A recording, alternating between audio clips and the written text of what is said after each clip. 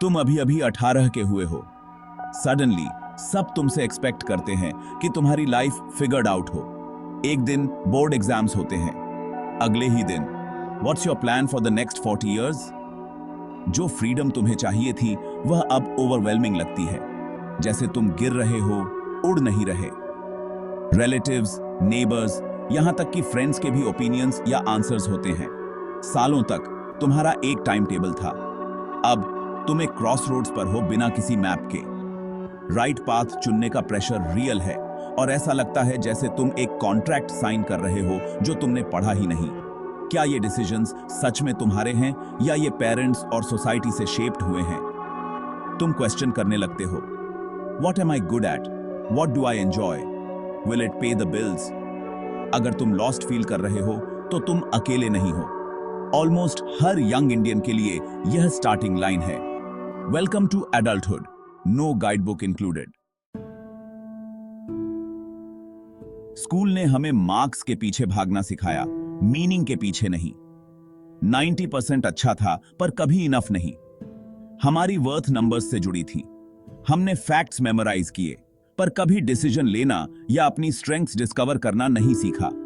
System ने students बनाए, self aware individuals नहीं। स्कूल के बाद की लाइफ मल्टीपल चॉइस टेस्ट नहीं है, यह मेसी है, अनप्रेडिक्टेबल है और ऐसी स्किल्स मांगती है जो हमें कभी सिखाई ही नहीं गई। हमने एक्स के लिए सॉल्व करना सीखा पर अपने लिए नहीं। तो अगर तुम चॉइसेस बनाने में स्ट्रगल कर रहे हो तो यह तुम्हारी गलती नहीं है।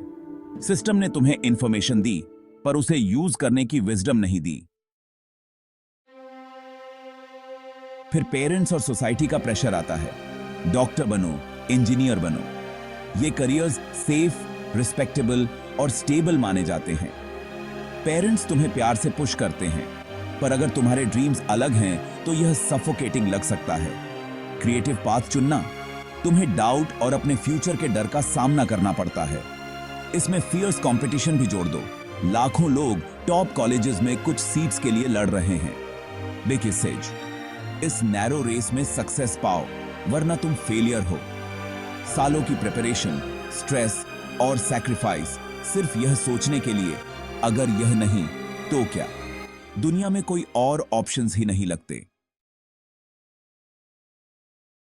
इंस्टाग्राम खोलो और लगता है जैसे हर कोई जीत रहा है। College abroad, startups, solo trips. Social media एक हाईलाइट रील है, रियल लाइफ नहीं। तुम सिर्फ सक्सेस देखते हो, फेलियर्स या स्ट्रगल्स कभी नहीं। यह कांस्टेंट कंपैरिजन फोमो और एंजाइटी पैदा करता है। तुम लेफ्ट बिहाइंड फील करते हो, ट्रेंड्स के साथ चलने की जल्दी में, अपने इंटरेस्ट्स के साथ नहीं। सोशल मीडिया सक्सेस के लिए एंडलेस शिफ्टिंग बेंचमार्क सेट करता है। क्लैरिटी की जगह तुम्हें और कंफ्यूजन मिलती है।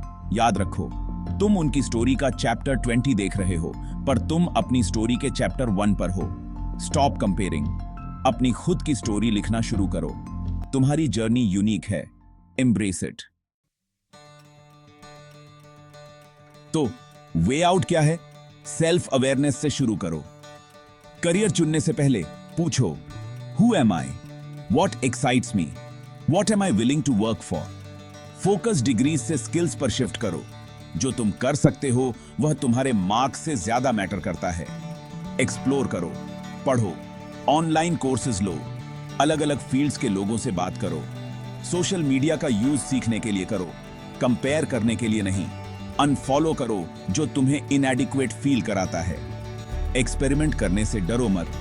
इंटर्नशिप्स ट्राई करो, वॉलंटियर करो, छोटे प्रोजेक्ट्स शुरू करो।